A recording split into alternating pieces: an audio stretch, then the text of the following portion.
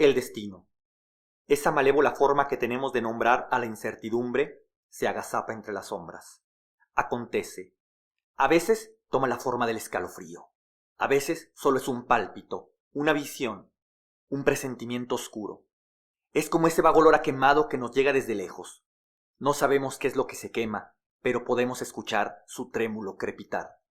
El fuego aún provoca en nosotros un miedo muy primitivo. Ese fin de semana, en el Gran Premio de Imola, tomó la forma de la tragedia.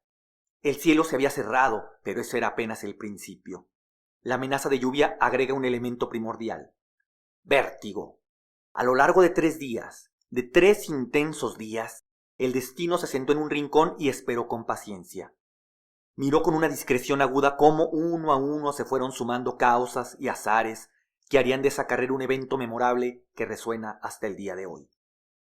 Cuando los pilotos se suben a un carro a más de 300 kilómetros por hora, saben que hay algo más que la victoria en juego.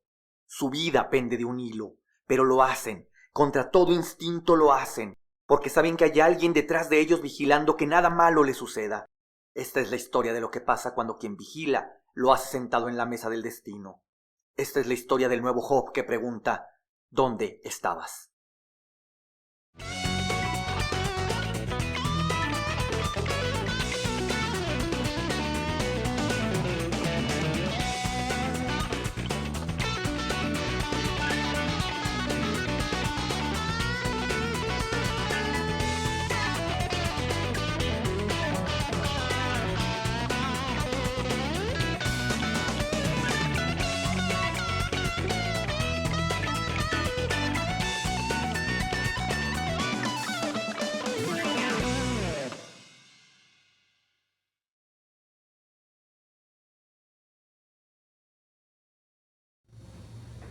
Hola, ¿cómo están, amigas, amigos? ¿Cómo están todos? Bienvenidos nuevamente a Épico. Es un placer tenerlos nuevamente con nosotros. Ya llegamos al episodio 9 y esta semana les vamos a presentar el fin de semana negro, el Gran Premio de San Marino. Yo soy Jonathan. Yo soy Víctor. ¿Cómo estás, carnalito? Todo chido, güey. Feliz de estar otra semana más, la novena. Y feliz también de volver a estar en este lado del micrófono. Sí, ya que venimos después de un gran episodio que nos mostraste donde hubo gente queriendo golletear a alguien con botellas. Quería decir que este va a estar más pacífico, pero la neta es que no. Bueno, entonces eso pone expectativa, ¿no? Sí, pero bueno, para ir entrando en materia, sí quiero decir que el episodio de esta semana es un poco especial para mí, primero porque un poco como ya empieza a ser común en los episodios que me toca a mí narrar, pues no necesariamente terminan en victoria, ¿no? Claro. Tienen que ver más con los esfuerzos, con las hazañas. Y en este caso, vamos a hablar de una tragedia que desde cierto punto de vista no lo es tanto, y no quiere decir que no sea trágico, Claro. sino que tiene que ver con algunos azares y con algunas determinaciones que iremos aclarando en el camino. Ajá. Y por eso voy a necesitar que estemos como bien atentos todos, porque voy a estar brincando en momentos muy puntuales, sí, para ver cómo ocurrió toda la serie de eventos que tuvieron lugar un 1 de mayo de 1994, Ajá, en el Gran Premio de San Marino, lo que se conoce como el fin de semana negro o el fin de semana maldito de la F1. no mames. No, bueno, no. Sí, Así es el plano, el fin de semana maldito. Sí, es el güey. fin de semana maldito. ¿Y por qué decía ahorita que esto no es propiamente una tragedia? Porque desde mi punto de vista las tragedias no pueden evitarse. Es decir, un maremoto, un terremoto, un tsunami, eso es una tragedia y eso no puede evitarse. Los crímenes sí pueden evitarse. Madre. Y lo que yo creo que ocurrió ese fin de semana es un crimen. Y vamos, una tragedia evitable. Sí, o sea, es una tragedia en el sentido de las pérdidas humanas. Va a haber pérdidas humanas, pero no son enteramente accidentales. Okay, es ahí donde yo siento que no es propiamente, en este sentido que les decía, una tragedia, sino un crimen. Entonces, esta historia comienza con un hombre. Okay. Con un hombre religioso que se quiso imponer a su destino, que quiso romper con todos los eslabones que lo ataban. Pero la historia no va a ser necesariamente sobre él, o mejor dicho, no solo sobre él, aunque ciertamente él nos va a servir como vehículo conductor para ver cómo un sistema completo había fracasado, cómo sistemáticamente se había corrompido y cómo un accidente, que insisto, no era un accidente sino una negligencia, Ok. cambió todo. Vean. Está claro, ya lo vieron un poco desde el título y ya pueden asumirlo, que ese hombre es Ayrton Senna. Güey. Nuestro hombre es un pequeño brasileño de una buena familia, una familia acomodada. Bien. No quiere decir con esto que la familia de Senna tuviera dinero para barrerlo, ¿no? Y derrocharlo, pero sí vivían de manera muy cómoda, ¿no? Si llegas a F1, algo de... Algo de dinero hay. Algo hay, Sí, sí. pero hay quien tiene mucha más lana que otros. Por pensar hoy mismo, por ejemplo, el Checo Pérez, nuestro piloto mexicano, Simón. pues no es alguien que viniera de mucha lana. Él ha corrido con la suerte de tener más bien buenos patrocinadores desde el Simón. principio, ¿no? En este caso hay lana, pero insisto, no para derrochar, ¿no? Claro. En todo caso, lo que sí es cierto es que Senna pudo perfectamente vivir en el negocio de la familia, ¿no? Él pudo haber elegido una vida dedicándose a cuidar los negocios de la familia, una vida cómoda, sin ningún tipo de tropiezo. Pero Senna era diferente. Senna... Chale, ya voy a empezar, me voy a poner muy sentimental en este episodio, lo digo desde el principio. Senna estaba hecho de otra materia. Ayrton Senna era un hombre que soñaba, pero no soñaba con lo que sueñan todos los pilotos, es decir, él no soñaba con ganar una pole, no soñaba con ganar un gran premio, un campeonato del mundo, no. Senna soñaba con ser el mejor en todo, el mejor siempre. Ok, competitivo hasta la madre. Competitivo hasta la madre. De hecho, su hermana Vivian Senna cuenta que hasta en la casa, cuando jugaban cartas o turista, cualquier cosa, Simón. se incendiaba en 2 segundos y perdía. O sea, ese era un tipo que no podía perder. Era el niño que lloraba si perdía en lo Sí, que sí, fuera, sí, que güey. se emberrinchaba En el turista, la chingada. y que se volvía impulsivo, ¿no? Entonces también podemos imaginar que luego lidiar con personas con este carácter no es lo más Sí, sencillo cabrón. del mundo, ¿no?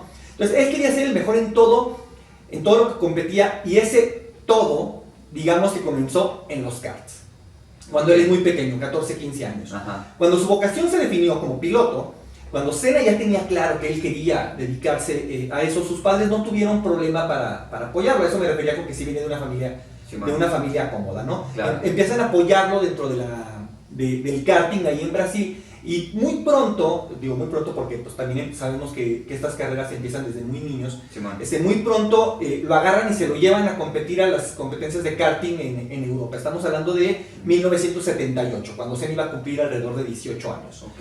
Se lo llevan allá y empieza a competir, y él, pues de inmediato quiere ser el campeón de todas esas competencias, cosa que, por cierto, nunca ocurrió. No mames. Sin embargo, pues digamos que van a ser los grandes años de aprendizaje. Él llegó a declarar, empiezo con los saltos temporales, él llegó a declarar que deportivamente hablando, esos años de karting fueron los mejores años de su carrera. Senna decía, y aquí lo cito a él, decía: en la época de los karts era puro deporte, no había política ni dinero, era pura carrera. Eso decía Senna. Y en alguna ocasión, muchos años después, cuando él incluso ya había sido campeón de la Fórmula 1, un periodista le preguntó que quién había sido su rival más duro, y Ayrton Senna respondió: Terry Fullerton, quien fue su rival en los años de karting, y que por cierto Terry Fullerton, Ajá. un piloto inglés, jamás trascendió en la F1. No Fue manches. un piloto de estos que nunca alcanzan a dar Claro, sí. el salto. Creo que en el fútbol lo tenemos más claro, ¿no? Estos Ujú. chicos, estas generaciones de la sub-17, sub-20, que Sí, son geniales. Cuando saltas al profesionalismo ya es otra cosa, ¿no? A Fullerton le pasa algo así. Pero Senna decía que Fullerton corría con todo, que nunca se rendía y que siempre lo daba todo, y con él aprendió muchísimo, sobre todo disciplina y ética de trabajo.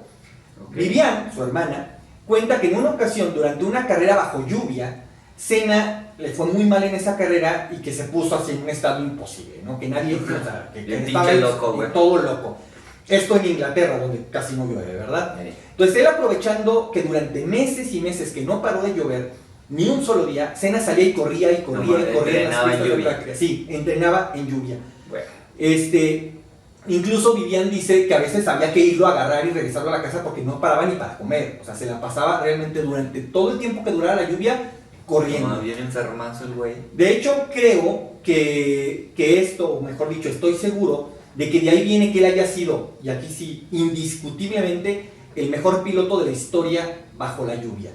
Ok. Con él pasa un poco lo mismo que pasa con Nadal. Es decir, podemos discutir si Nadal está en la terna o no Ya. para ser uno de los mejores tenistas de la Ok. historia. Lo que no se va a discutir es que es el mejor tenista en arcilla. Sí, en su de la superficie historia. es el mejor. Así pasa con Ayrton. Podemos discutir si es o no el mejor piloto de la historia. Para mí lo es, indudablemente. Pero entiendo que esto es debatible porque hay tantos nombres, ¿no? Digo, Alain Proust, por ejemplo, Niki Lauda, por decir algunos. Pero lo que no está en discusión es que Senna, bajo lluvia, era un monstruo. Nadie no ha habido hasta la fecha, no ha habido quien corra a las velocidades a las que corría Senna bajo lluvia. Okay. Bueno, luego de su paso por los karts, él va a dar un salto a los primeros monoplazas en distintos campeonatos europeos, sobre todo en Inglaterra, pero sí corrió en Alemania, corrió en Francia, corrió en Bélgica. Okay. Esto para los pilotos es un poco como las peleas de amateurs para los boxeadores. Es decir, ahí no importa tanto el récord, ¿no? Ahí lo que importa es la consistencia, nuevamente, el aprendizaje, ¿vale? Sí. Dicho esto, lo ganó todo. Ahí sí lo ganó absolutamente todo. No importa porque ahí lo que importa, insisto, es el aprendizaje, pero ya ahí empezó a barrer todo lo que competía. Tanto así que desde muy pronto gente muy importante de la F1 empezó a notarlo. Se empezaron a darse cuenta que había un escuincle que estaba corriendo como nadie, ¿no? Sí, claro, que la estaba rompiendo bien cabrón. Claro, porque a diferencia de otros pilotos que vienen de esta... Hoy es común, en ese tiempo tampoco lo era tanto, pero ya existía. Lo que hoy son las escuelas de Red Bull, las escuelas de Mercedes. En ese tiempo no existían como esas escuelas de pilotos, aunque ya tenían sus pilotos que sí venían como siguiendo, ya le empezaban a invertir. Senna no era de esos, pero rápido llama la atención, ¿no? O sea, había como tipo scouting de F1, ¿no? Detectando talentos en... Exactamente. Particularmente se fijaron en él Ron Dennis, que él era el manager de McLaren, que era en ese tiempo una muy buena escudería. Sí. Frank Williams, que era el manager de Williams, por supuesto. Ellos dos lo querían. El problema que tenían ellos dos es que para ese momento ellos tenían equipos completos y con contratos muy firmes. Es decir, no era tampoco como hoy que puedes correr a un piloto a mitad de temporada porque tienes un segundo equipo, entonces como lo mandas ahí y subes al otro. Entonces ahí un poco, pues digamos, de manera bastante elocuente, se la pelaron. Ok, muy elocuente. Muy elocuente. Sí, claro. Fueron los hermanos Toleman quienes firmaron a Senna. Sí, así se llaman, no es mi culpa, son los hermanos, los hermanos Toleman. Senna debuta en la Fórmula 1 en 1984, con 24 años de edad, con Toleman Motorsports, a bordo de un coche que si bien no era malo, pues daba para media tabla, ¿no? Okay. Es decir, poniendo un ejemplo que nos pueda ayudar a ver esto, era como debutar con el Toluca. O sea, lo vomitas, pero pues tampoco es que le importe a nadie. Desde el episodio pasado o antepasado estás invitando a Martinoli a participar y ahorita te cagas en su equipo. Pues es que el Toluca, ¿quién le importa? No va a pasar los de Toluca, ¿no? Pero bueno, el carro en que debuta Senna es un coche que no espanta a nadie. Tiene buen motor, eso sí, tiene un muy buen motor, pero lo que no tiene es el resto del carro. Es decir, no tiene una buena estructura, no tiene buenos agarres, no tiene buenos alerones, ¿no? Entonces, en ese sentido, pues, ¿qué importa que tengas un buen motor? Si a la hora de la carrera en vivo, de la acelera y frena, gira todo, pues el coche no te va a responder, ¿no? Claro, y lamentablemente la F1 es un deporte en el que la nave que traigas determina mucho de lo que puedes aspirar en toda la temporada, ¿no? Claro, sumemos algo.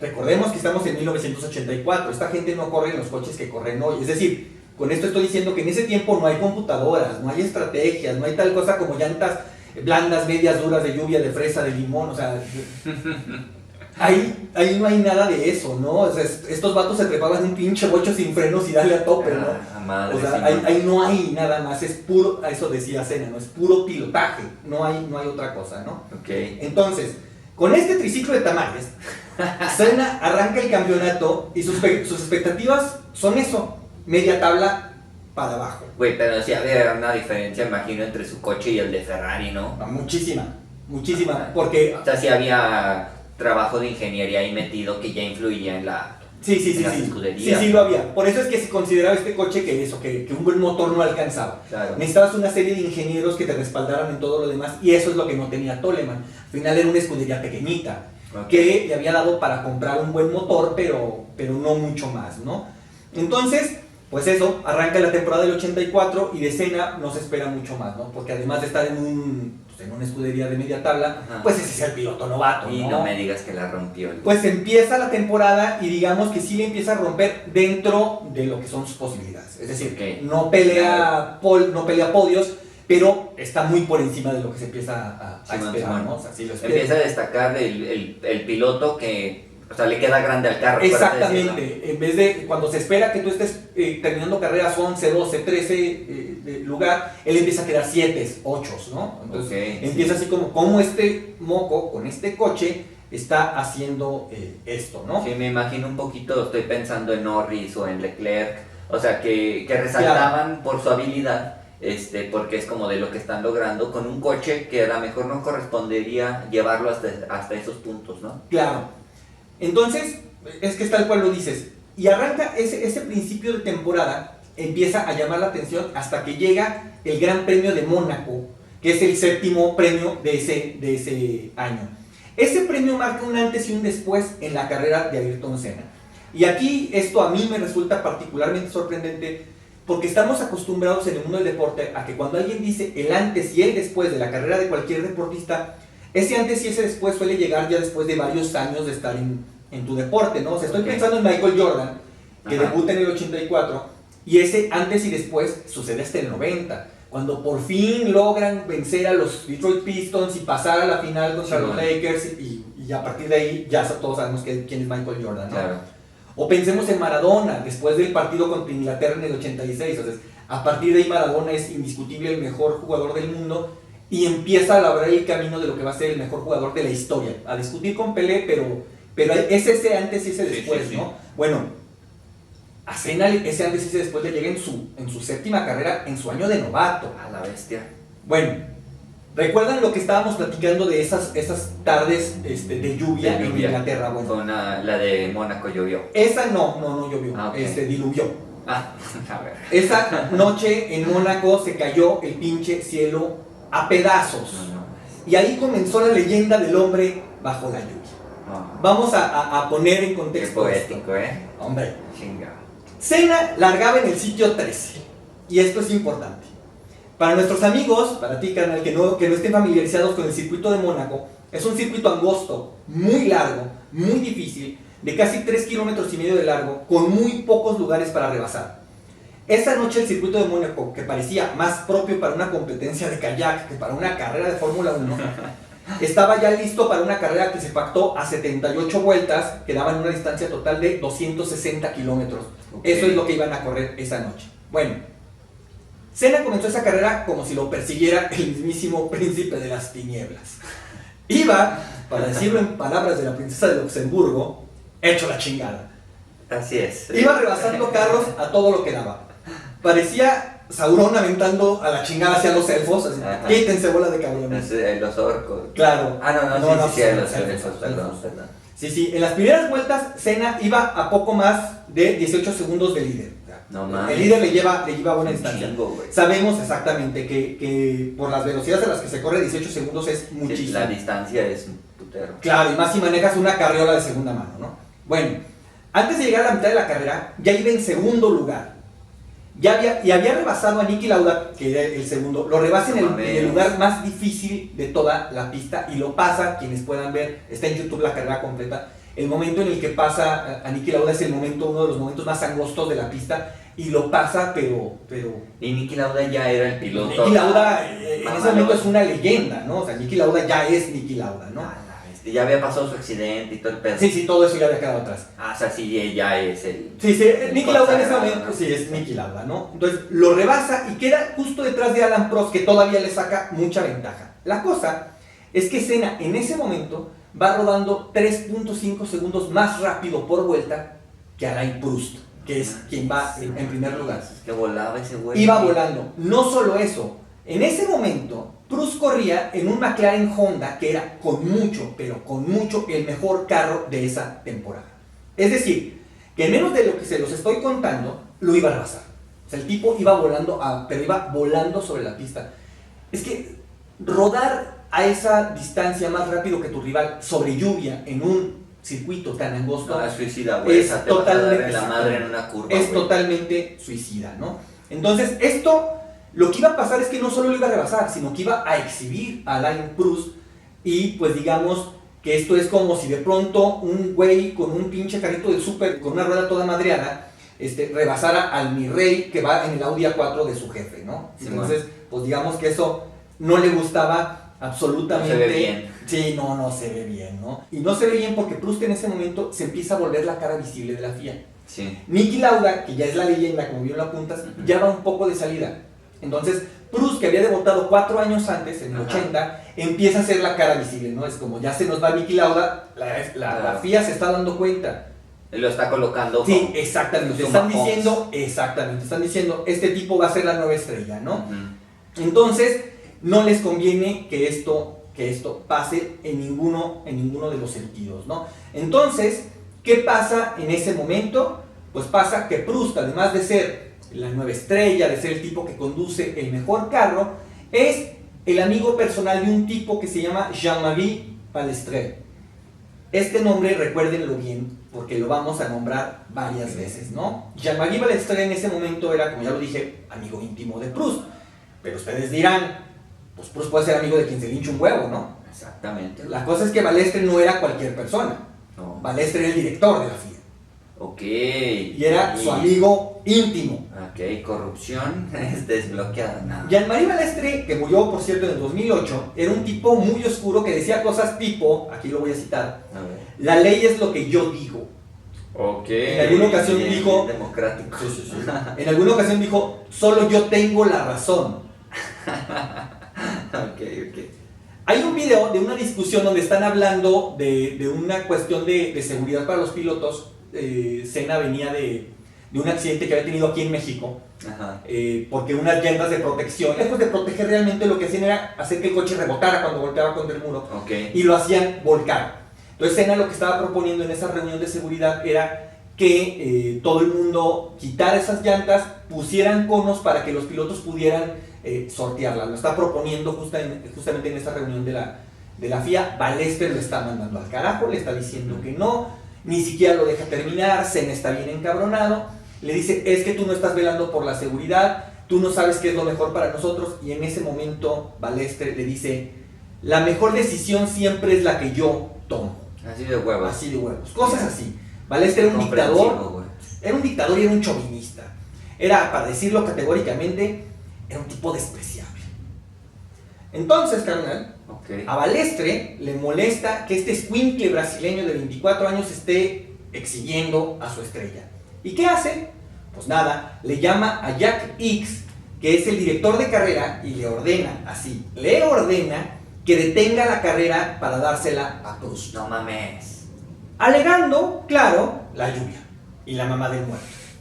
Pero a ver, Desde la vuelta 1, a güey, eso no mames. no, que la vuelta 1 estaba diluviando horas antes de que empezara la carrera. Sí, se empezó lloviendo, entonces ¿por qué en ese momento Claro. a dónde parar? Y todos habían empezado a correr y todos estaban en ritmo de carrera, es decir, se había demostrado un poco que la seguridad de los pilotos no estaba, siempre está en riesgo cuando te subes a esos carros, Claro. pero digamos está dentro de Pero lo se estaba pudiendo normal, correr. ¿no? Sí, entonces, pues queda claro que lo que quería Balestre era que no ganara Senna, o sea, su explicación no funciona. Además, se puede ver en las tomas que un par de vueltas antes de que por fin la paren, justo cuando va cruzando la línea de meta, Proust les hace señas a los comisarios para que ya la detengan. O sea, es decir, Proust es el que les está diciendo, ya párenla, porque ahí viene este escuincle y no lo voy a parar, ¿no?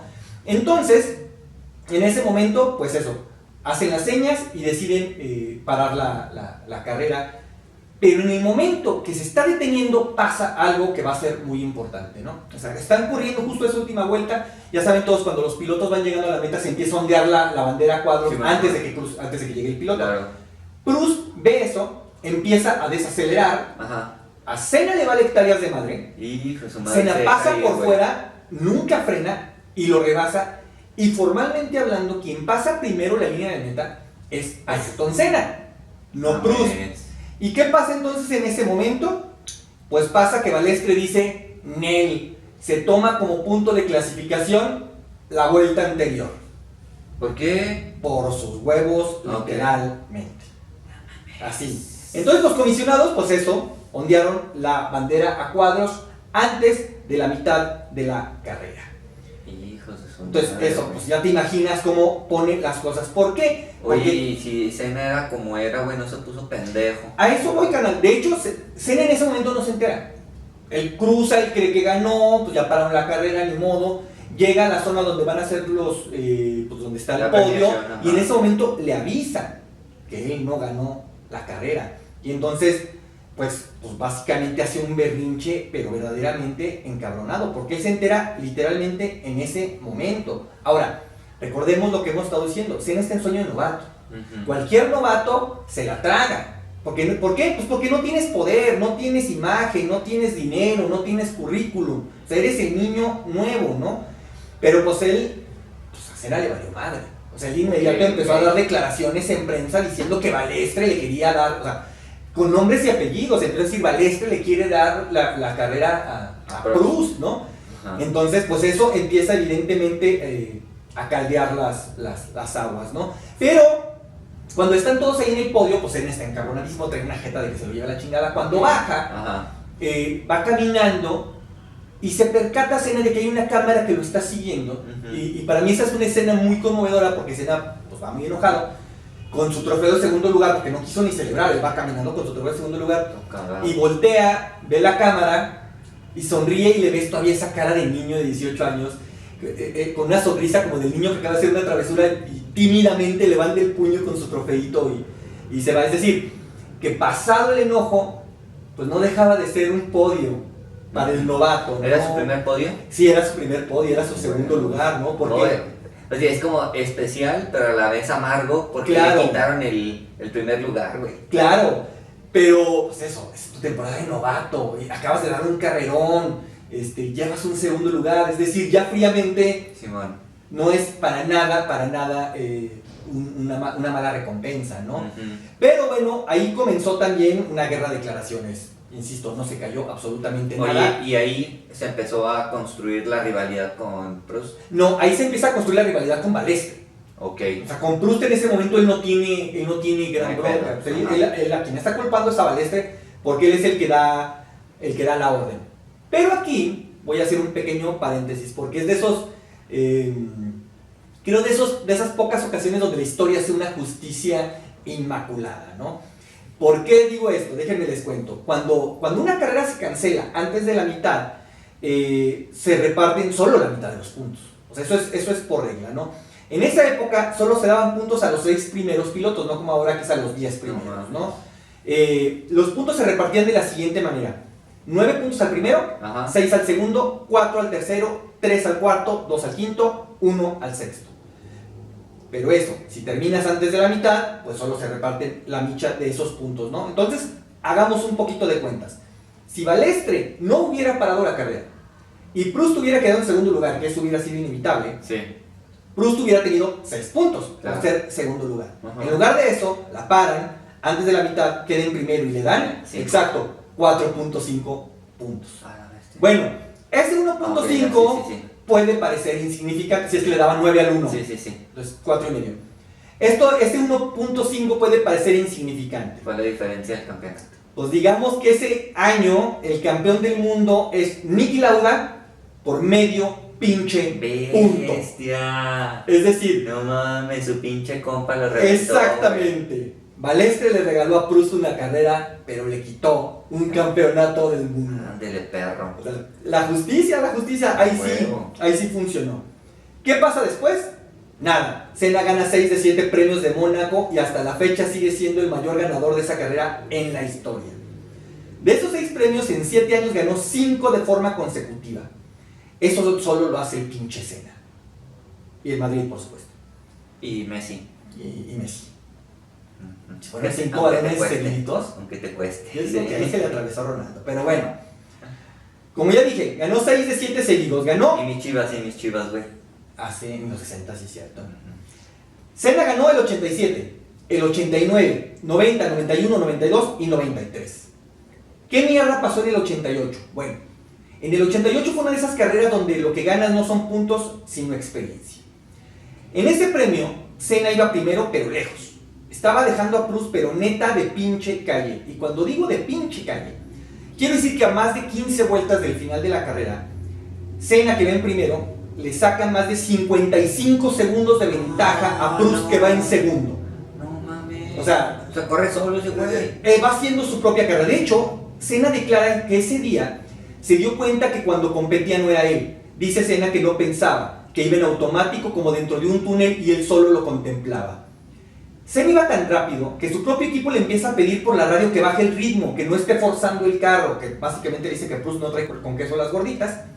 Pero pues a Senna le vale 77 hectáreas de chorizo. Exactas. Pero, sí, 77 exactas. Y sale hecho la chingada y no baja nunca el ritmo.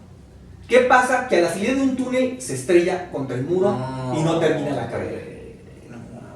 A partir de ahí, pues imagínate, a partir de ahí el pinche Senna cambia completamente y se vuelve un corredor completamente metódico. Empieza a ser un tipo brutalmente obsesivo. Lo que tienen que hacer para ganar. Exacto.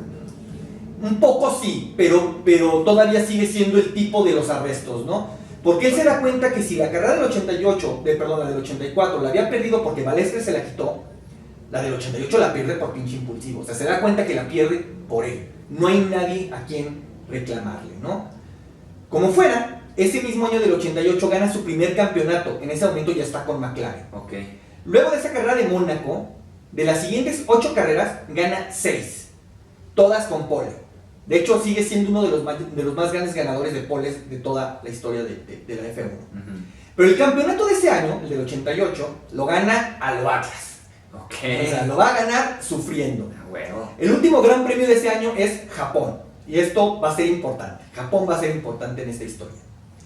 Todo está puesto para que se corone. Arranca en la pole y llueve. Entonces, Rey, este es tu premio, ¿no? Oye, truenos, ese güey se le pone la piel chinita. Sí, él no es un perro chihuahua que yo tengo si se esconde, este se prende, ¿no? Bueno. Algo pasa en la largada, a la hora que los semáforos se van a verdes, que su coche no arranca. Se ven todos los coches rodeándolo y se hace un desmadre y él pierde todas las posiciones, al grado de que cuando el coche reacciona, él ya está en el lugar 14. No. Pero eso, desde el inicio empezó a remontar y el cabrón gana la carrera. No mames. La gana rebasando al segundo lugar en la última vuelta. Al inicio de la última vuelta, es decir, ya llega con confianza a la meta, pero o sea, le sacó un tramo al segundo lugar. No mames. Eso no pasa ya. O sea, eso no pasa. Que un tipo que arranque el lugar 14 gane una carrera y gane un campeonato, ¿no? Porque además, ese año Senna demostró algo que hoy parece imposible. Que se puede ganar un campeonato del mundo, que se puede ser el mejor piloto consistentemente a lo largo de toda una temporada sin tener necesariamente el carro más rápido. Porque para ese momento, que ya está en McLaren, su compañero de McLaren es Proust. No mames. Y el coche de Proust, como sabemos en todos los lugares, siempre hay un piloto A y hay un piloto B. El piloto A era Proust. Al que le echaban toda la carne al asador era Proust. Y aunque están en el mismo auto, el que tiene un auto más afinado es Proust. Entonces es ahí, en este premio del 88, donde empieza la gran rivalidad. ¿Y era el auto más potente de la F1? En ese momento está peleándolo con el Williams. Ok. Pero sí, son los dos, hoy Red Bull Mercedes, ¿no? Son los dos equipos que están llevando el campeonato de las escuderías. Se espera que se peleen el campeonato. Exactamente. Bueno, entonces me brinqué al 88. Senna solo había corrido un año con Toleman, ese año donde se dio esa gran carrera en Mónaco. Okay. Pero logra destacar tanto que de inmediato le ofrecen para el 85 un asiento en Lotus. Y ese año es importante con Lotus porque ese año, bajo lluvia, va a lograr su primer podio, su primer lugar en la carrera de Portugal. Y para ese momento todo el mundo tiene claro que Senna es la nueva estrella, ¿no? Okay. Y el primero en tenerlo claro evidentemente va a ser Proust, ¿no? Entonces se empiezan a dar cuenta que este tipo es un fuera de serie. Va a hacer 3 muy buenas campañas en Lotus, de tal suerte que a ese 88 es cuando McLaren se lo lleva, se lo quita ya por fin a Lotus. Okay. Es decir, que ese campeonato que gana en Japón y que se lo quita Proust con McLaren es el primer año que él está en McLaren. Es el primer año que él es compañero de Alain Proust. Entonces es ahí donde Proust no puede, ¿no? Proust no puede con esa cosa. Así que el siguiente año, el 89, Senna comienza la temporada muy concentrado, con un plan muy claro. Se vuelve obsesivo con cada detalle del coche, de cada pista.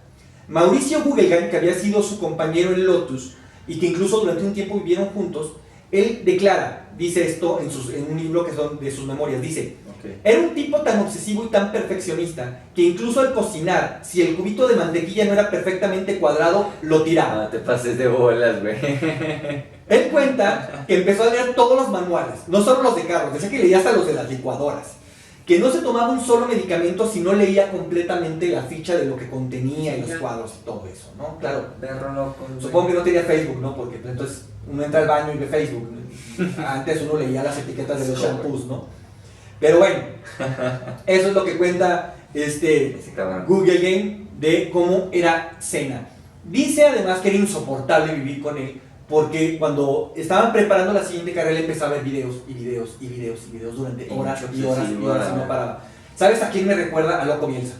Okay. O sea, ese tipo de sujetos que se vuelven insufribles, ¿no? Sí, que están trabados ahí, güey. Digo, las historias de cómo son los entrenamientos de Bielsa, sí, claro, son muy conocidas, ¿no? Sí, yo mientras contabas esto estaba pensando en Jordan, ¿no? O sea, que al final de cuentas alrededor de él es como de lo sufrían, claro, claro. Pero se me figura todavía un pasito más, porque sí, todavía Jordan se iba, como quiera, fumaba puros y se iba a jugar golf.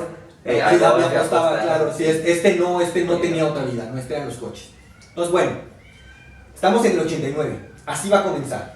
Brinquemos al polémico, por decirlo menos, premio, sí, otra vez, Japón en el 89, la última carrera. Por segundo año consecutivo, el campeonato se va a definir en la última carrera. O sea, si alguien que piensa que esta cosa que pasó el año pasado con Verstappen y con Hamilton se lo inventaron ellos, nada. Senna y Proust, por segundo año seguido, van a decidir quién es el campeón en esa última carrera, ¿no? Y era la misma escudería, ¿no? Y además eran compañeros, o sea, eso lo vuelve un poco más grave, ¿no? Porque acá sí pudieran, le decían a Checo estórbale a Hamilton para darle ventajas a Verstappen, ¿no? Acá no hay a quién le dices que deje pasar a quién, sí. Cuando son los dos los que están peleando el campeonato. No hay modo de que de formas estratégicas contengas a ese par de animales, ¿no? Se van a dar con todos, ¿no? Okay. Entonces, comienza la carrera de Japón y de inmediato Proust y Senna se ponen a la cabeza y ellos hacen su carrera solos. Entonces, el Madrid y el Barça allá arriba y pues vale madre, ¿no? Hay quien afirma que en esa carrera Proust choca intencionalmente a Senna. Okay. Yo digo que Simona la muere. Okay. Para que vean bien la imagen. Senna va conduciendo por el lado de adentro, viene la curva acercándose, sí, Proust va por fuera. Entonces Proust dice que lo único que hace es girar para tomar su curva. Pero pues es que eso lo hace chingos antes. O sea, él dice que no, que solo estaba trazando un giro, que era totalmente legal, pero neta, yo los invito, amigas, amigos, carnal, a que vean esa escena. Él gira muchísimo antes. O sea, se abre y lo toca. Pero hay una toma frontal donde se alcanza a ver que ellos vienen al fondo digamos de arriba de la pantalla hacia abajo y se ve la curva en la parte de abajo de la pantalla. Pero cuando vemos la toma lateral, que es la que va siguiendo a los vehículos, cuando chocan ni siquiera se ve la curva. O sea, creo que ahí es donde se puede ver claramente que la curva todavía no estaba lo suficientemente cerca para que Proust hiciera el giro. Entonces se estampan, se traban los coches y se salen. En ese momento, pues todo vale madre, ¿no? ¿Por qué? Porque Senna para ganar el título pues necesitaba ganar la carrera. Entonces en ese momento, pues digamos que vale madre. Pero no todo vale madre. Porque cuando se traban, resulta que el coche que sí se chinga es el de Proust. Y pudo reanudar la carrera. Senna empieza a mandar por el radio que él sí puede, que su coche está encendido y que sí funciona. Y dijeron que no. Pero están trabados. Okay. Llegan todos los mecánicos, y literalmente empiezan a empujar el coche hacia atrás para destrabarlo. Y ya una vez destrabado, literalmente así como bocho descompuesto en el viaducto, lo empiezan a empujar y sale por la chicana, se reincorpora a la carrera, había perdido, veto a saber cuántas posiciones, se reincorpora a la chicana, no sumó, ganó la pinche carrera. No mames, ¿qué pedo con ese güey? Senna los rebasa absolutamente a todos y gana la carrera. Su madre, güey. Pero hay una escena muy puntual. Cuando Senna sale, Hay una cámara que se queda con Proust y Proust sale corriendo, no a sus pits, sale corriendo a la oficina de Balestre. Hijo, su pinche chillón, no mames. Y básicamente le empieza a decir, es que el pinche Senna Que no se va. no reincorporó la carrera, se fue por la chicana. Ok. Y por tanto cortó pista. Y eso, pues no se vale, ¿no? Entonces, pues, ¿qué pasa? Cuando acaba la carrera, están todos esperando para que salgan a dar los premios, pues Balestre no sale de su oficina porque está con Proust. Y pasan las horas, y pasan las horas, y pasan las horas, y no salen. Y no se da la premiación ni nada. Horas después, sale Balestre y les dice que Ayrton Senna está descalificado por haber brincado la chicana. Perro, no mames. No solo lo descalifica, lo suspende 6 meses Ah, no. para no poder volver a correr. Bueno, Perro, güey. la cosa es que incluso managers de otros equipos defienden a Senna. Eso no te pases de lanza, cabrón. Fíjense, en ese momento la regla de la FIA decía que si alguien salía por la chicana tenía que reiniciar en la pista por donde había salido, es decir, tenía que dar media vuelta y regresar, cosa que no se pinches puede, porque los autos del F1 no tienen giro, o sea, no son un Zuru que puede dar pinche vueltas como un perro persiguiéndose la cola. Estos no pueden hacer eso, pero hay un segundo apartado que dice que un piloto que salta una chicana no puede ganar posiciones ni puede sacar ventaja de tiempo, ¿vale? Okay. Bueno, el peor es que Senna, con todo el tiempo que estuvo trabado, en lo que llegaban los mecánicos, perdió un chingo de tiempo y perdió un chingo de posiciones. Así que técnicamente a Senna no se le tuvo ni siquiera que haber castigado, porque pues básicamente no sacó ventaja claro, de ninguna clase. Pues no importa. Lo que lo defendieron los otros managers es que enseñaron videos de otros pilotos a lo largo de la temporada donde también se habían salido de la chicana por cualquier cosa, porque iban pegados a un piloto y a la hora de dar la vuelta el otro la dio muy abierta y él se tuvo que salir, reincorporó a pista y siguió corriendo. Se enseñaron muchos videos de esa clase y a ellos ni siquiera los habían penalizado, pese que ellos, si bien tampoco habían sacado ventaja, pues no habían perdido ni tiempo ni posiciones, o sea, reincorporaban en posición. No sé si recuerden que justamente en la última carrera del año pasado, en la última y en la penúltima hay un problema así, donde Verstappen empuja por una chicana a Hamilton y lo que lo hacen es obligarlo a que devuelva la posición. Sí, huevo, sí. Ese es el castigo. Okay. Ese es el castigo. Bueno, la conclusión de todo este pedo es que a Balestre le valió chorizo, descalifica y suspende a Senna, como ya dije, por 6 meses, y Proust es el campeón de ese año. No mames. Bueno. Cosa que también hizo de paso que la relación con Proust y Senna, que ya no era nada buena, por lo que había pasado el torneo anterior, Se fuera topan en el pasillo y se mientan la madre, güey. Entonces digamos que para este momento la rivalidad va 1-1, ¿va? Ok. O sea, uno ya lo ganó Senna, el otro con esta chingadera, pues la gana Proust, ¿no? Ok. Recuerden lo que les decía al principio, es aquella declaración de Senna, que él decía que en sus años de karting habían sido los mejores porque entonces no había política ni dinero. Sí, Bueno, a Senna en este momento le está quedando muy claro que la F1 es pura política y que ya empieza a haber un chingo de lana. Y como comienza a haber un chingo de lana, a Balestre le viene muy bien esta rivalidad, porque son sus dos grandes estrellas, los dos mejores pilotos del mundo peleando a muerte. Pero pues es que la está reventando el güey también. Claro, pero esto a nivel mediático, que empieza a dominar todos los noticieros, que empieza a dominar todas las publicaciones de prensa, pues elevan los ratings, los patrocinadores, los derechos y toda la madre, ¿no? O sea, si creemos neta que hoy Drive to Survive, que ha jalado un chingo de gente de fanáticos al F1, lo ha hecho grandioso, sí lo ha hecho, no se acerca a lo que lograron en ese tiempo Proust y Senna. Ok. Porque sí creo, y creo que aquí también vale la pena decirlo, sí creo que era una época brillante para la televisión en un sentido deportivo. Estamos hablando de los 90 y si recordamos, quienes tengamos edad para eso, habrá mucha de la gente que nos acompaña que no había ni nacido. En aquellos años el boxeo era por televisión abierta, o sea, veíamos a Chávez, a Tyson en televisión abierta. El béisbol era por televisión abierta. En México se pasaba la Liga Española en televisión abierta, o sea, veíamos los juegos del Real Madrid, ¿no? Veíamos todos los domingos, no veíamos las qualis, pero sí veíamos las carreras los domingos en la mañana en la televisión, no siempre en vivo, pero cuando eran como muy tempranito en la madrugada, pues ellos lo pasaban más tarde, ¿no? Ajá. Entonces, literalmente se veía en todo el mundo esto, y esta rivalidad lo que hizo fue potenciar todo este desmadre, ¿no? Bueno, Okay. llegamos al año de 1990 y sí, brinquemos otra vez a Japón.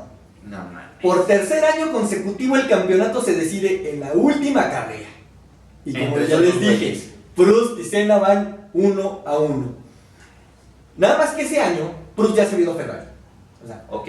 Proust ya no quería saber nada de Senna, él dice que ya no lo soporta, que es un desmadre y que ya no quiere estar ahí. Entonces él se va de McLaren, se va a Ferrari. Entonces ese año, pues digamos, la diferencia única es que ya no están corriendo como compañeros, ya son de distintos. Más chida, ¿no? La rivalidad. Sí, porque ahí sí además son dos escuderías peleando el campeonato, se vuelve más interesante, ¿no? Nada más que aquí también hay una cosa que se invierte. Ujú. Aquí el que está obligado a ganar es Proust y no Senna. A Proust le vale, perdón, a Senna le vale con que Proust no gane, con que no termine la carrera. Ajá. Con eso, él es campeón del mundo. Entonces ya se imaginan cómo está la presión. Está desde las qualis y todas estas reuniones que hacen con los pilotos, Balestre empieza a decir que cualquier toque entre pilotos va a ser profundamente investigado. O sea, se empieza a poner la lupa encima y claro que estas cosas que está haciendo... Está bien, poniendo la línea. Se le está diciendo a Senna. Ajá. O sea, está en la reunión con los pilotos, pero se lo está diciendo a Senna, ¿no? Proust sigue chillando, Proust sigue diciendo que Senna es muy malo. Total, llega el momento de la carrera en Japón, van a salir y en ese momento pasa otra cosa muy importante. Senna se las arregla para ganar la pole. Ujú. Va a salir hecho la chingada y va a ser muy difícil que Proust le quite ese primer puesto. Va a ser muy difícil que lo alcance en la carrera y que le gane. ¿Qué hace Balestre? Pues en ese momento, una hora antes de que arranque la carrera, decide que el piloto que ganó la pole, el piloto 1, va a salir por el lado de afuera y por tanto por el lado sucio de la pista, dejándole el lado limpio, el lado adherido al segundo lugar, que es Prost, ¿Por qué chingados? por sus huevos. Ok. Hay una güey. escena donde Senna se acerca con uno de los comisarios y les está diciendo: vayan y revisen, o sea, si yo gané, ¿por qué me están moviendo de lugar? Chequen la pista, yo no voy a tener adherencia ahí, o sea, si es mi ventaja, yo la gané. Los comisarios van y revisan, te la pelas, carnal. Dijo Que el dice el patrón. patrón que sales por el lado sucio. No mames. Dime que empezó a llover, güey, porque si no. No, para maldita sea, hay un solazo del carajo. Arranca la carrera Gracias, Japón. y Chingada. pasa lo que tiene que pasar. De inmediato, Se lo Proust lleva Prost. lo rebasa por fuera, pero Senna es muy hábil y se le alcanza a meter en el rebufo de lado limpio al grado que iguala la velocidad. Ajá. Y llegando a la primera curva, Se lo lleva. pues Senna se la pica.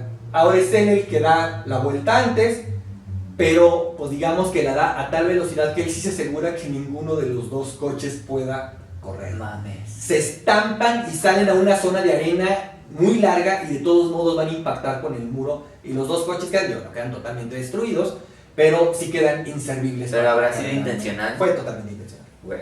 Fue totalmente intencional. Sí, así fue Senna vengándose de alguna manera de lo que le había hecho Proust. Y entonces, en ese momento, pues Senna ya es, digamos, virtual campeón Ajá. de la Fórmula 1, pero se le ve caminar, en el momento que chocan y bajan de los autos, Sí, sí. de hecho se ve que Proust se va alejando, y Proust después va a declarar que estaba tan encabronado que tenía ganas de agarrarlo a madrazos, que por eso se le empieza a alejar. Recíproco. Y Senna lo que hace es alejarse, se va por los escapes que tienen directo a sus pits, y se le ve que va molesto, ¿no? Sí había ganado, pero no había ganado en la pista, que es Ajá. como a él le hubiera gustado. Es decir, que en este premio de Japón le pasó lo que le había pasado en aquel premio de Mónaco. Le había ganado el pinche impulso, se lo cargó el carajo, ¿no? De hecho, Ron Dennis, que era, recordemos, el director de McLaren, en ese momento ya su manager, Sí. declara que Senna nunca estuvo contento con su accionar y que cargaba con eso. Es decir, era claro que Senna lo había hecho totalmente a Oye, es propósito. que lo que está muy cabrón aquí es que uno juega fútbol, cabrón, y le tira un patín al otro güey, lo tumba y, o sea, en el fútbol, por ejemplo, no es tan común que cuando un jugador quiere agredir a otro, termine en una fractura o una lesión muy grave, ¿no? Es decir, Si esas cosas se dan accidentalmente. ¿cuántos patines intencionales y pasan intrascendentes, ¿no? Sí, sí. Es decir, más allá del golpe y todo. Es que estos güeyes con un razoncito de coche, el otro pendejo se Sale muere, bueno. güey. Ah. O sea, es que es encabronado que alguien quiera provocar un choque, porque las consecuencias pueden ser fatales. Sí, yo creo que ahí es donde Senna por eso cargaba con eso. Él sabe que lo que hizo no estaba bien. O sea, lo sabía perfectamente, ¿no? Pero bueno, pues así Senna en ese momento, digamos, va 2-1 en contra de Proust, ¿no? Legal o no legal, pues digamos que se la regresó, sin que yo aplauda eso. Entonces, amigas, amigos, carnal, vayamos ahora al Gran Premio de Brasil de 1991. Este premio va a ser muy importante también. Hasta ese momento, 7 años después de su debut, Senna no ha ganado en casa. Así que ese premio era importante para él. Desde el inicio desde las cuales él había empezado a tener problemas con su coche, batallaba mucho, al grado que ya en la carrera, pasada la mitad, su palanca de velocidad se queda trabada en la sexta velocidad. No me tenía en palanca. Sí, bueno, sus velocidades. Pues. Él sí iba, ya no traía el bocho, ya traía un carrito. Ya estaba en un Jetta, ¿no? Sí. Su caja de cambio se queda trabada en la sexta velocidad. Ahora, esto en sí mismo puede no ser un gran pedo, a diferencia de cuando te quedas sin frenos, por supuesto, ¿no? Aquí puede no ser un gran pedo porque justamente la velocidad la puedes controlar con el freno. Metes clutch y vas controlando la velocidad. Ajá. Pero si frenas demasiado, es decir, si reduces demasiado la velocidad, la sexta no puede levantar un coche tan pesado, ¿no? Sí. Entonces, ¿eso qué pasa? Obliga a Senna a no reducir la velocidad. Y va hecho a la madre todo el tiempo. Y estás obligado psicológicamente a saber que estás obligado a ir hecho la madre. Aquí, la diosa Fortuna le sonríe a Senna y empieza a llover. Como Keanu Reeves en la película esa, güey, del camión que va hecho la madre. Ándale, en la de Speed, algo así, que no podía bajar de velocidad. Sí, también traía una Sandra Bullock. No traía Sandra Bullock porque en ese coche no cabía. Pobre güey. Pero de ratito se iba a traer a Xuxa. Sandra Bullock, si quieres venir. Si quieres venir también a Épico, por favor. Tú te invitas a Martinoli y a Sandra Bullock. A Will Smith no lo inviten, déjalo en paz ya, por Dios. El chiste es que se traba. Empieza a llover. Eso le da alguna ventaja, no tanto porque él sea un genio de la lluvia, sino porque obliga a que los otros coches, de manera natural, que no son tan brillantes como él, van a reducir un poco su velocidad y eso le da márgenes a él. Porque además en términos de fricción puede ir reduciendo su velocidad y digamos que más o menos la va a volver controlable. Al grado de que ese año, por primera vez en su historia, él gana el premio de Brasil. Y queda demostrado otra vez que incluso el tipo es brillante, que hasta en las peores condiciones mecánicas es capaz de ganar. Pero este premio fue un choque psicológico también para Senna. Se ve cuando él cruza el audio es muy conmovedor porque desde que él ve ya la meta llegar, o sea, la está viendo ya acercarse, se empiezan a oír unos gritos, ni siquiera puede articular palabras, solo va gritando de felicidad de que ya va a cruzar. Cruza la meta, él frena un poco, ya sabe, para que alguien se acerque y le entregue la bandera de Brasil. Y en lugar de dar la vuelta de la victoria, prácticamente adelante se detiene porque no puede. Tiene el cuerpo totalmente acalambrado, tiene espasmos en los hombros de toda la presión que fue para él correr en una sola velocidad, prácticamente la mitad de la carrera. Sí. O sea, fue muchísimo estrés. Pasó la línea y colapsó. Sí. Hay dos escenas que a mí particularmente de toda esta historia me conmueven. La primera es cuando llegan a sacarlo del coche. Él está totalmente acalambrado y les está gritando que no lo toquen. O sea, le está gritando no me toquen, no me toquen, no me toquen, ¿no? Por fin logran sacarlo y él va caminando y se ve, ya dentro de los pits, él se ve cómo le brincan los hombros.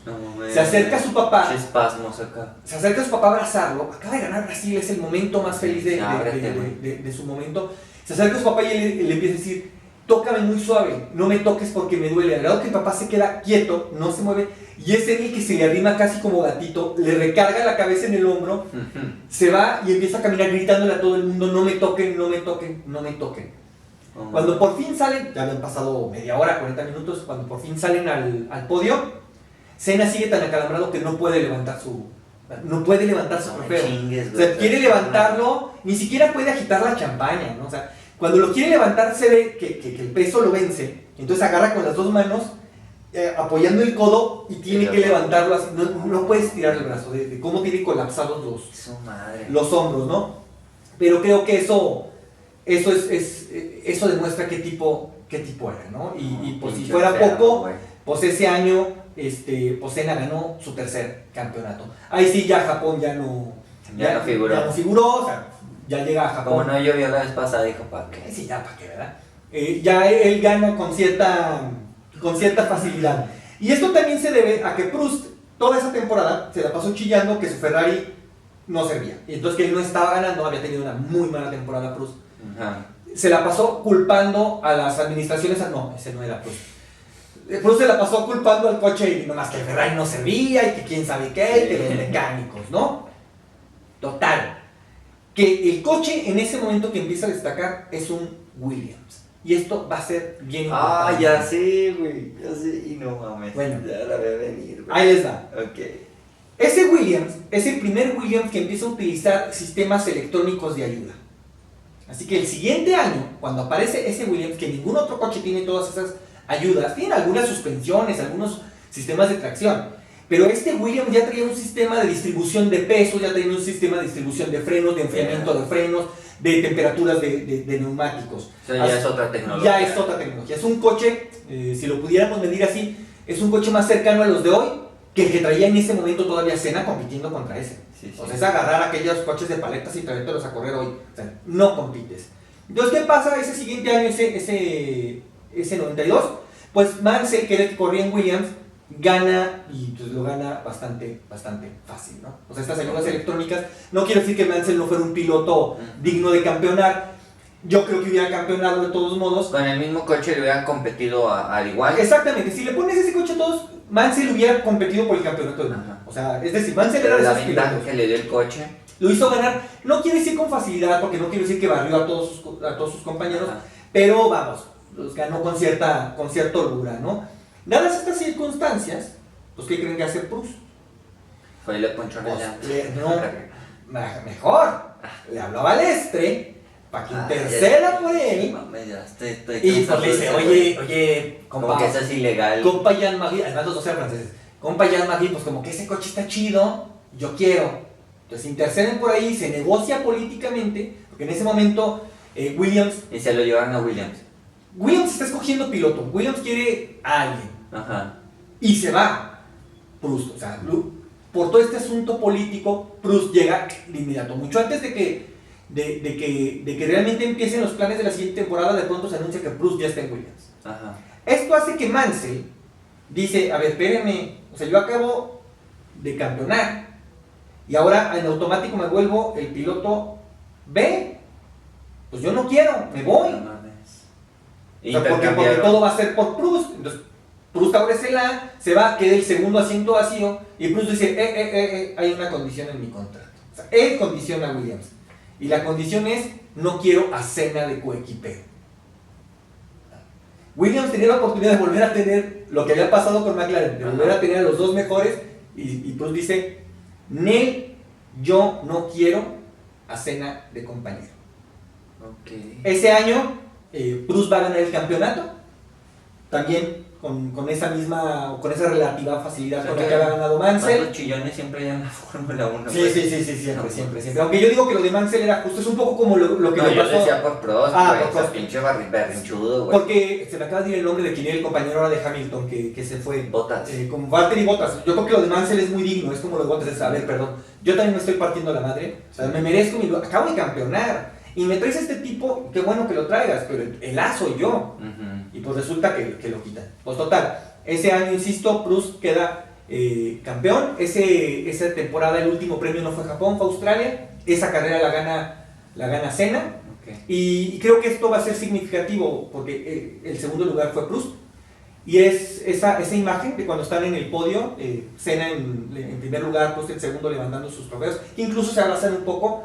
Es la última vez que vamos a ver tanto a Senna como a Proust en un podio. Ninguno de los dos jamás se volvió a subir a un podio. Proust, porque en ese momento se retira. Okay. Proust dice, se acabó, yo ya no tengo necesidad de esto, me voy.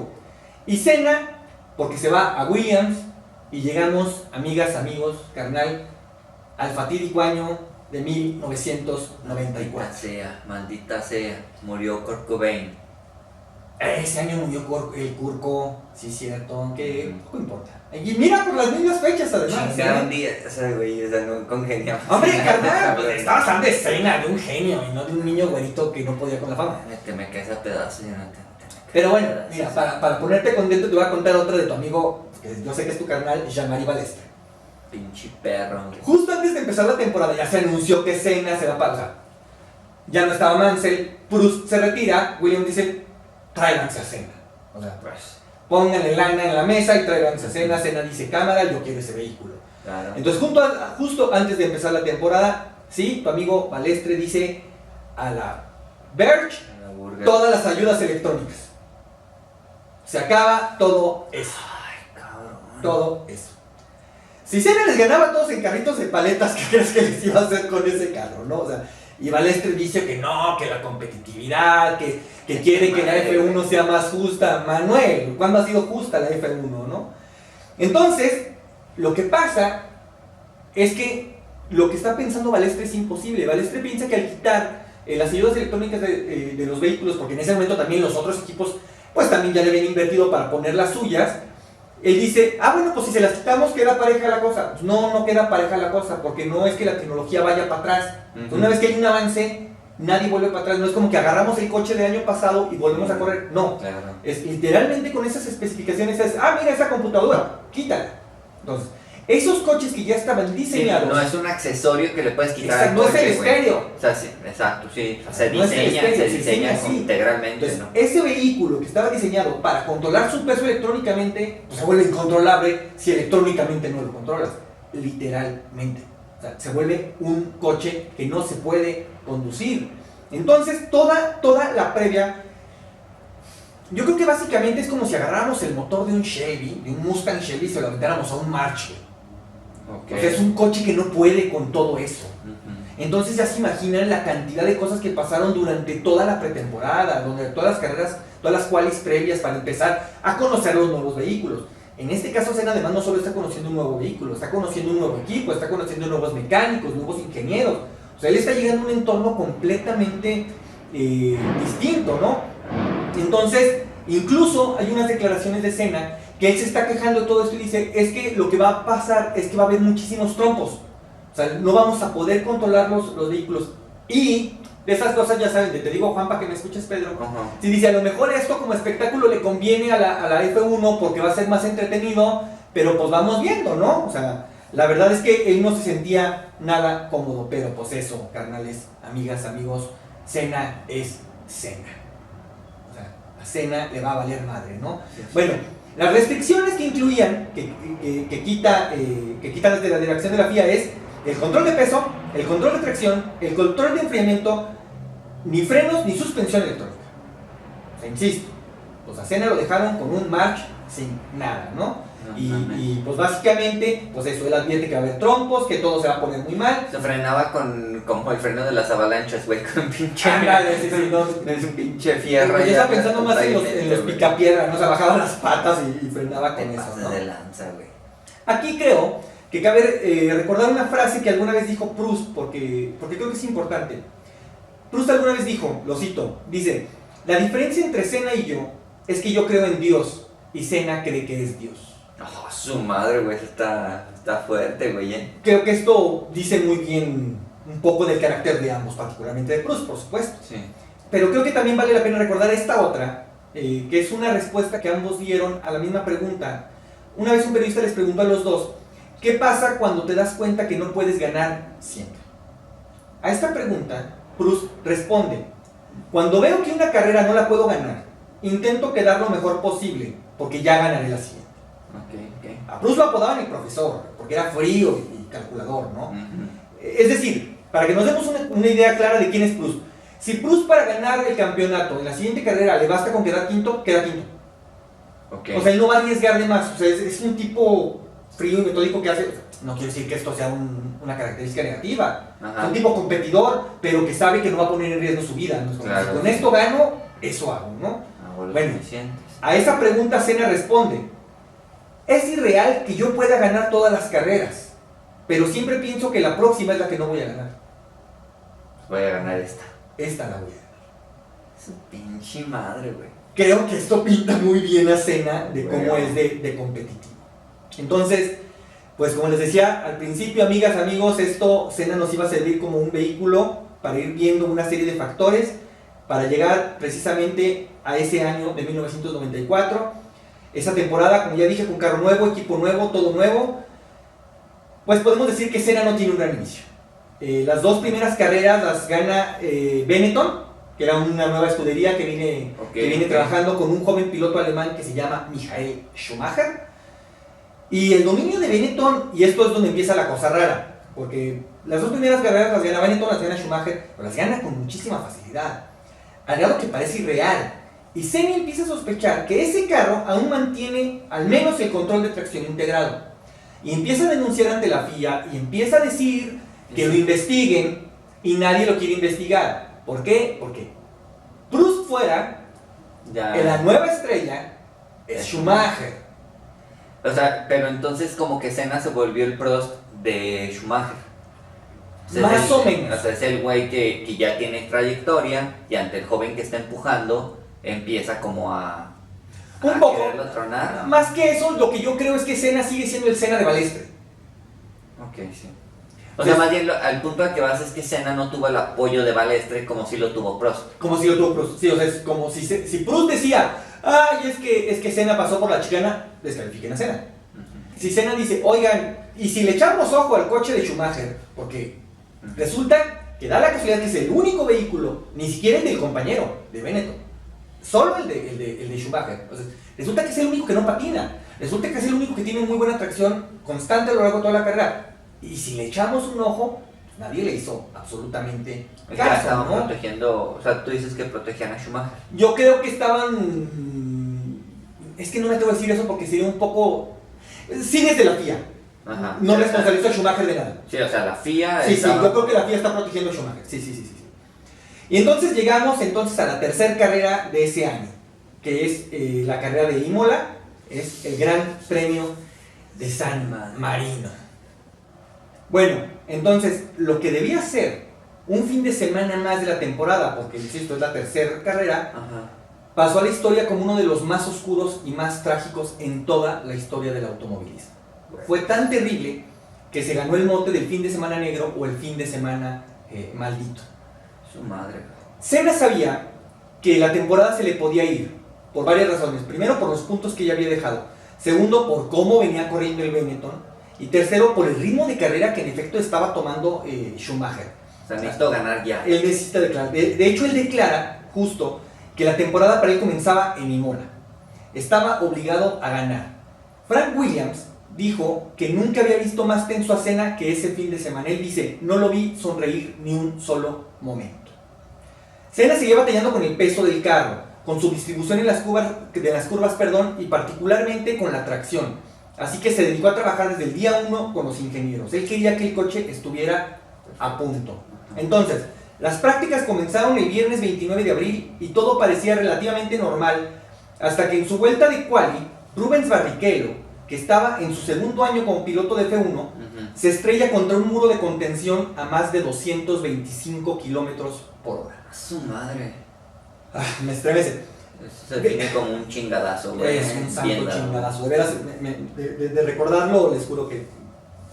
Él venía saliendo de una curva cuando su auto pierde el agarre, se trompea, patina y toma el costado de la pista, que ya saben que tiene como este gordito, que lo agarra como si fuera rampa, no mames, lo eleva y él sale volando por encima, o sea, agarra la rampa y se va a estrellar contra un muro. Ese muro tenía las llantas de contención, que son llantas apiladas. Sí.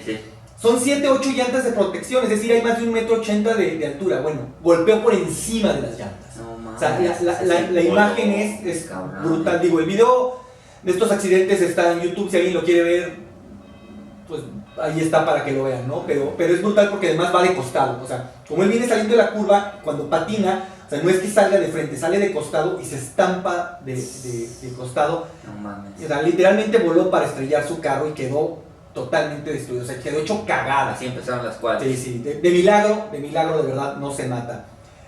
De hecho queda, digo, para el tamaño del madrazo queda bien, ¿no? O sea, queda con un brazo roto y con la nariz rota. Insisto, para las circunstancias le queda bien. Ajá. Pero es aquí, amigas, amigos, carnal, donde yo creo que comienza la cadena de errores que van a sellar el destino de ese fin de semana. Las leyes de Imola, es decir, las leyes de Italia, y las leyes de la FIA establecen que luego de un accidente de gran magnitud la carrera debe suspenderse. Un coche que vuela, literalmente, para mí es un accidente de gran magnitud. ¿Detuvieron la carrera? Ni mergas. O sea, si no es eso, ¿qué, güey? Exacto. Pasa, todo el mundo se queda un poco espantado, pero digamos que la carrera sí. El sábado 30 de abril, luchando cada centímetro de pista con su auto, Senna logra ponerse primero en las qualis, ¿no? Pero lo que pinta como una minúscula alegría, rápido se va a apagar. Antes de salir de su quali, el piloto austríaco Roland Ratzenberger, que corría en su temporada de novato, es decir, con esa va a ser su tercer carrera, cuando él está antes de salir a sus qualis, le dice a su mecánico que está muy nervioso, que hay cosas del coche que no puede controlar. Es decir, esto comprueba lo que venía diciendo Senna, que no solo era su vehículo, que eran todos los que no estaban respondiendo bien. Y esto, pues claro, pues Balestre, insisto, no podía castigar solo a los Williams, o sea, los castigó a todos, ¿no? Porque les había quitado, insisto, los soportes técnicos. Entonces, así de nervioso sale a su quali Ratzenberger, y en una de las vueltas de la quali, en uno de los pianos, daña su alerón. O sea, lo golpea y se raja. Y en lugar de ir a los pits a reponerlo, decide dar una última vuelta. Bueno, en esa última vuelta, en la curva Villeneuve, ese alerón dañado no resiste, truena, deja el carro prácticamente sin control, y Ratzenberger se estrella contra un muro a 306 kilómetros por hora, sufriendo una fractura enorme en la base del cráneo. Muere casi al instante. No mames. La imagen también es aterradora, porque aunque no hay una imagen propia del impacto, porque a la velocidad que iba la cámara lo va siguiendo y él sale del cuadro, le gana la velocidad. Le gana la velocidad a la cámara. El impacto sí se escucha, y para cuando la cámara llega al vehículo estrellado, la imagen es aterradora, es desoladora. Esto volvió a ser en las qualis. Esto sigue siendo en las qualis. Hay una toma donde se ve el coche de Ratzenberger, digamos la parte de la cabina, y se ve pues ya el casco de Ratzenberger totalmente ladeado, inconsciente, ¿no? Entonces, pues bueno, recordemos, las leyes del Mola y de la FIA dicen que luego de un accidente de gran magnitud, las carreras deben suspenderse, y aquí tampoco se suspende. Detuvieron las pruebas. Ese día no... Esa decisión la tenía que tomar mi compa. Esa decisión no la tiene que tomar Vales, la tiene que tomar el director de la carrera.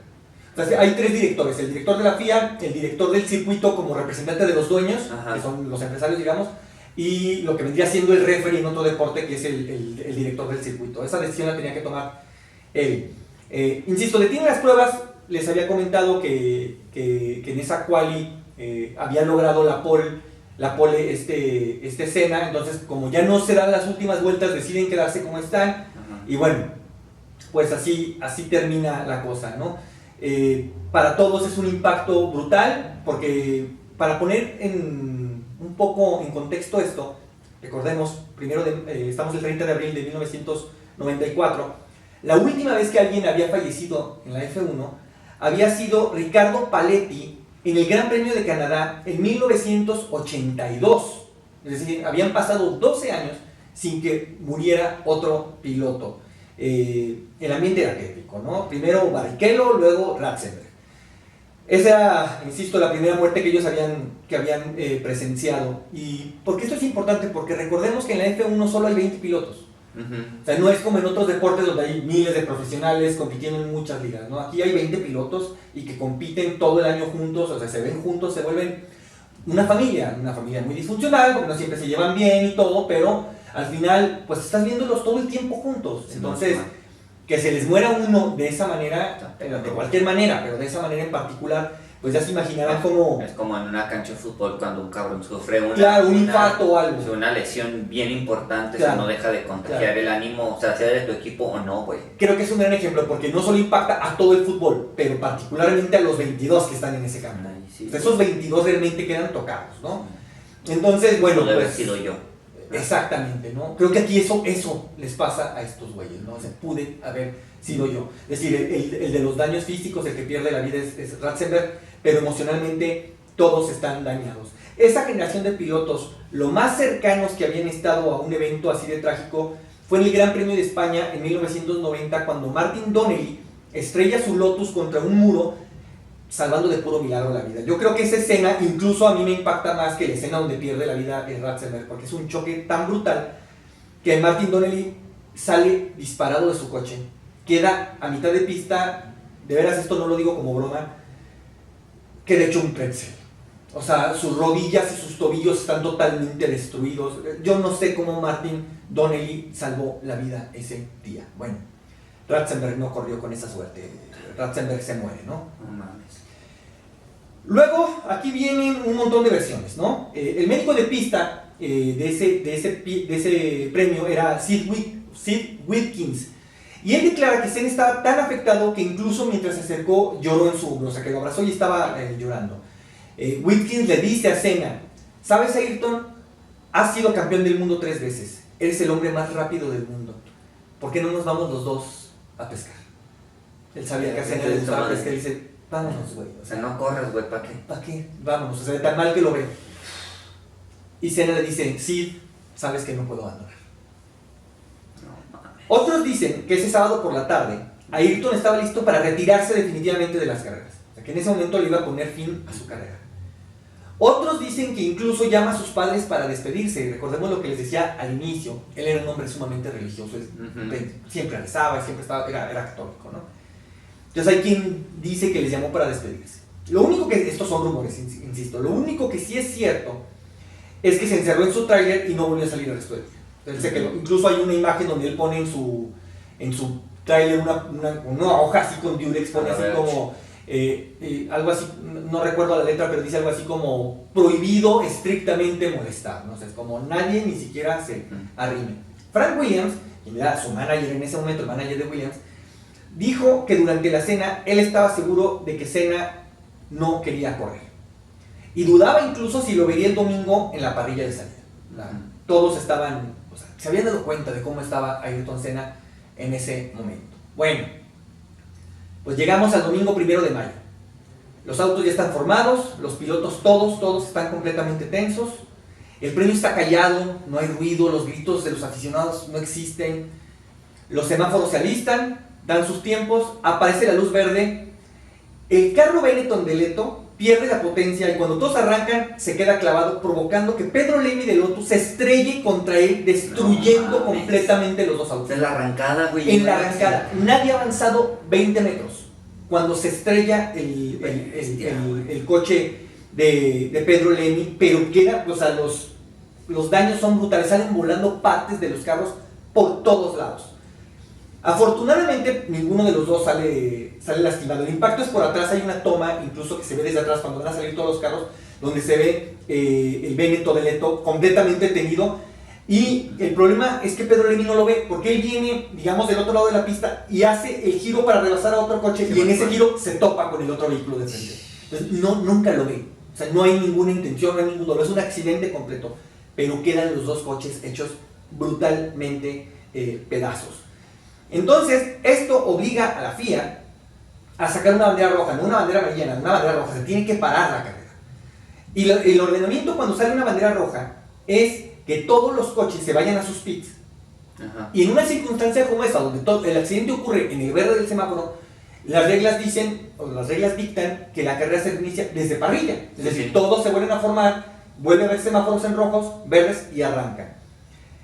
Pero pues en la FIA decidieron que ni mergas. Sacaron un safety car y todos detrás de él. Empiezan a girar en lo que se empieza a limpiar la pista en la línea de meta. La cosa es tan tensa en ese momento. Güey, pero es que subir les valió hectáreas de nada. La seguridad de estos güeyes, cabrón. Les valió hectáreas de nada. La cosa se pone tan tensa que vemos a Senna hacer algo impensable. Hoy descalifican al que se atreva siquiera a hacer la mitad de lo que hizo Senna. Senna se empieza a acercar, o sea, se le empareja al safety car. Sabemos que tiene que ir bastante detrás del safety. Senna acelera y se le empieza a acercar al safety para empezar a gritarle, casi como microbusero a microbusero, le empieza a gritar del safety que empiece a acelerar, que va muy despacio. Esto no lo hace por chingar. A esa velocidad corrían el riesgo de que los neumáticos se enfriaran y por tanto perdieran agarre, perdieran adherencia. Güey, nos estás chingando a todos, o sea, ya no vamos a arrancar de parrilla. Entonces acelera, o sea, llévanos a un mejor ritmo porque no podemos. Y son varias veces, de hecho hay unas tomas donde se ve desde el vehículo, la toma del coche de escena, donde se ve cómo se le empieza a emparejar y se le empareja, nunca lo rebasa, pero se le empareja, va para atrás, al safety le vale absolutamente madre, él va a esa velocidad y un par de vueltas después apaga sus luces, seña de que ya se va a salir, sale en la primer salida que se encuentra y en automático se da por reiniciada la carrera. Senna sale disparado con Schumacher detrás de él y en la vuelta 6, en la curva del Tamburello, Senna estrella su carro contra un muro que no tenía ninguna protección. Nada. Puro pinche concreto. Todos los expertos concuerdan en que esa curva no tenía nada de peligrosa y que incluso a velocidad de carrera ningún carro debía tener problemas para tomarla. Y sin embargo, el carro de Senna sale recto como una maldita bala contra ese muro. No tenía agarre. No tenía agarre. Dado el tamaño del impacto, sale nuevamente, ahora sí, una bandera roja. Ordenan a todos los autos detenerse. Todos lo hacen. Todos excepto uno. El piloto francés Eric Comas. Cuando se entera del accidente por la radio, cuando dan la orden de... Se me olvidó, perdón. Cuando les avisan que tienen que ir a pit stop por la bandera roja, él sale hecho la chingada. Y esto pudo haber provocado algo mucho más grave, porque cuando se anuncia eso, pues hay gente en la pista que empieza a trabajar y tú confías en que ya nadie está circulando, ¿no? Entonces esto pudo haber sido muy grave. Pero hay que decirlo, lo de Comas tenía una razón muy poderosa de ser. Él tenía una deuda de vida pendiente con Ayrton Senna. Pero, o sea, ¿este güey a dónde iba? A eso vamos. Regresemos por un momento al año de 1992. Okay, Dos años antes. Eric Comas había sufrido un accidente tan grave, pero tan grave, chocando contra un muro, que cuando se accidenta, cuando él impacta, queda totalmente inconsciente y con el pie trabado en el acelerador. Detrás de Eric Comas viene Senna, que al momento de rebasarlo se da cuenta de esto, se da cuenta de que Comas está totalmente inconsciente y se da cuenta de que en el vehículo de Comas hay combustible derramándose. Entonces esto es muy peligroso porque puede explotar esa madre, o de menos se puede incendiar. Senna, sin importarle que pudiera ganar o perder esa carrera, para su coche, o sea, se sale de la pista, para su coche, se baja, corre y saca inconsciente del coche a Eric Comas. Y literalmente le salva la vida. Entonces, cuando Eric Comas se entera de esta situación con Senna, él siente la obligación de ir a sacarlo. O sea, él dice, yo no me puedo quedar aquí. Entonces, él va hecho la chingada, pero de inmediato la gente, los comisarios lo ven y le empiezan a hacer señas y lo paran e impiden que llegue, ¿no? Los médicos llegan a la curva Tamburello, donde Senna está totalmente inconsciente, está destruido. Lo pueden sacar, vayan ustedes a saber cómo. Y vayan a saber ustedes cómo le quitan su casco, porque la barra de dirección le había atravesado el casco. Le hacen una traqueotomía en ese mismo instante.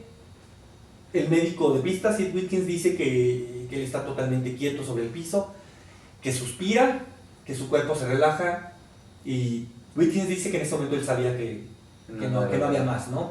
Unos minutos después llega un helicóptero, se lo lleva, y pues nada, nuevamente las leyes dicen que se tenía que suspender la carrera, ¿no? Y no se suspendió.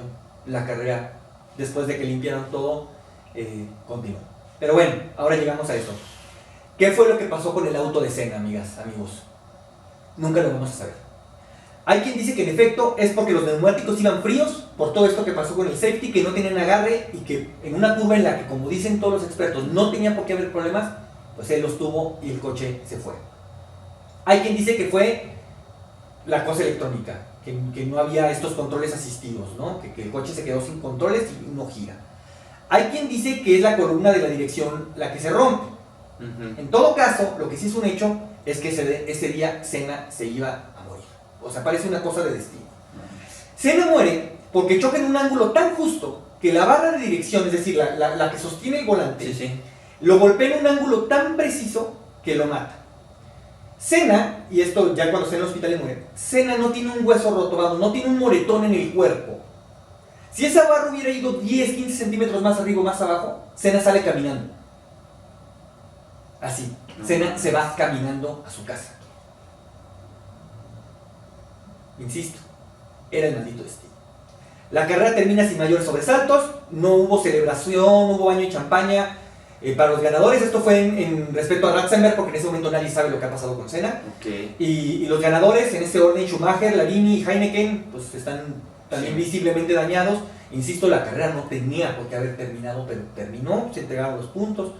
Y pues nada, después de ese accidente, quiero creer que no todo fue malo, porque cambió absolutamente todo. El premio San Marino cambió para siempre el deporte del automovilismo. Al grado de que no es sino hasta el 2014, vamos a ver cuántos años después, 20 años después, cuando vuelve a morir otro piloto que es Jules Bianchi, y pues básicamente quienes busquen el accidente de Bianchi es que de veras no es una exageración si decimos que se muere de pura mala suerte. O sea, es un accidente en el que ningún otro piloto se hubiera muerto.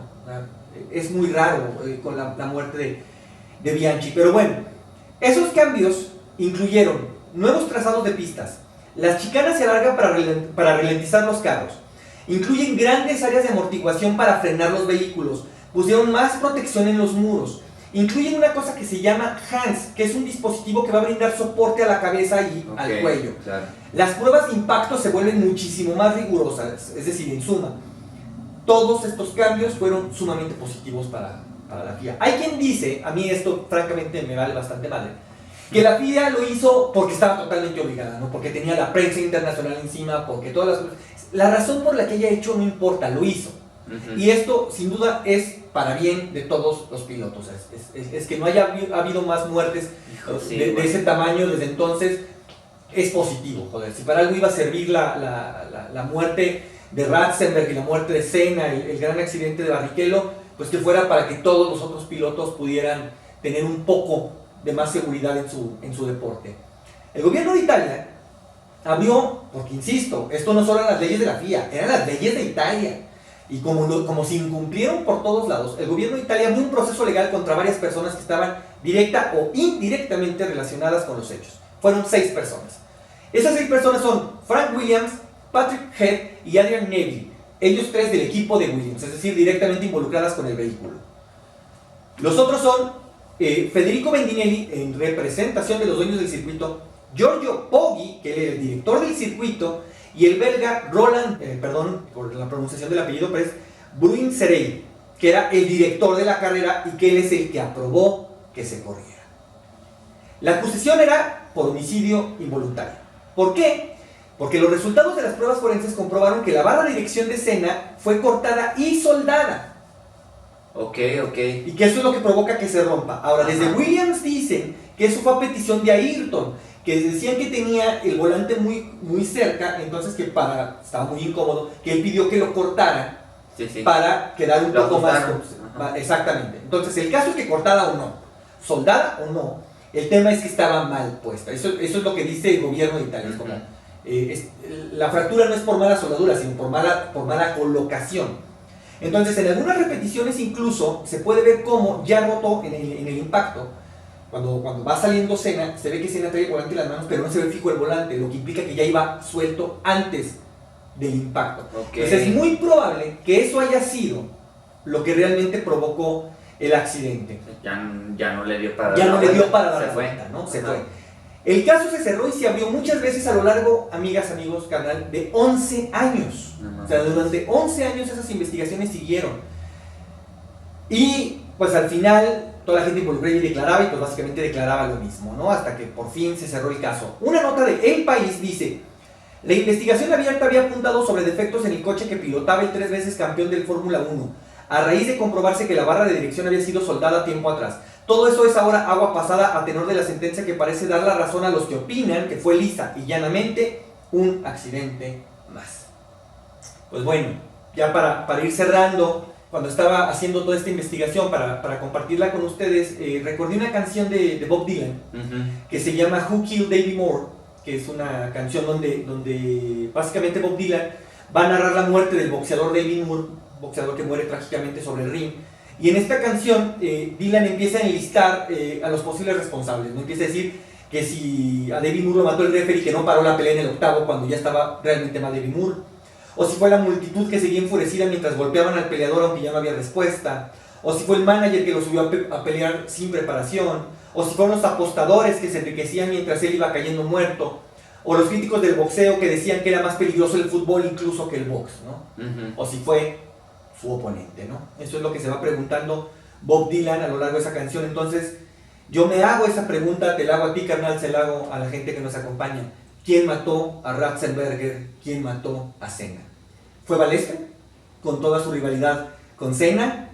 ¿Fue la FIA que quita todos los dispositivos de los autos? ¿Fue el comisionado que no suspende el premio? ¿Fueron los pilotos mismos que a sabiendas de todo lo que está pasando deciden seguir corriendo? ¿Fue el público que contra todo asiste?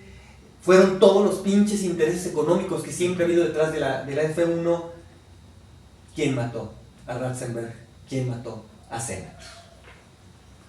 No mames. Todos, güey. Puede ser todos, ¿no? Pero hay detalles que son como muy puntuales, ¿no? O sea, sobre todo yo me quedo mucho, es como de, en las reglas, por cada carrera. O sea, desde el primer impacto de que nos contaste en las qualis, en ese momento se tuvo que haber suspendido, ¿no? O sea, eso no justifica que como estructura la FIA no existían ni los protocolos, ni los mecanismos, ni la infraestructura para darle mayor seguridad a los pilotos, ¿no? Entonces es como una capa tras otra, güey. Es como les decía, cuando se da el primer accidente, el de Barrichello, ahí comienza la cadena de errores. O sea, yo a lo más que puedo llegar a decir es que no lo mata ninguno de todas estas personas que viste, que los matan todos. Es decir, no es uno el responsable, no es Balestre, por más que haya sido un tipo aborrecible realmente. No son los comisionados, son todos, es una cadena. Nadie hizo lo que tenía que hacer. Y en esto, insisto, incluyo a los pilotos, al mismo Senna. Pues así es, carnal, así es, wow. Amigos. Esto es Épico, un podcast valdanista hecho por y para los amantes del deporte. No olviden, ya saben, las señales de siempre: suscribirse, suscribir, comentar, activar la campanita, ponernos en favoritos. No olviden sobre todo calificar la epicidad de este episodio. Y nada, carnal, ¿algún comentario extra? No, pues nada, agradecerte por esta historia increíble, güey. Estoy así como impactado, ahorita lo seguimos platicando fuera de cámara. Y pues bueno, agradecerle a Agua Vida por patrocinar el episodio. Y nada más. Nos vamos. Yo soy Jonathan. Yo soy Víctor. Y nos vemos la siguiente semana. Dense. Cámara, fuga.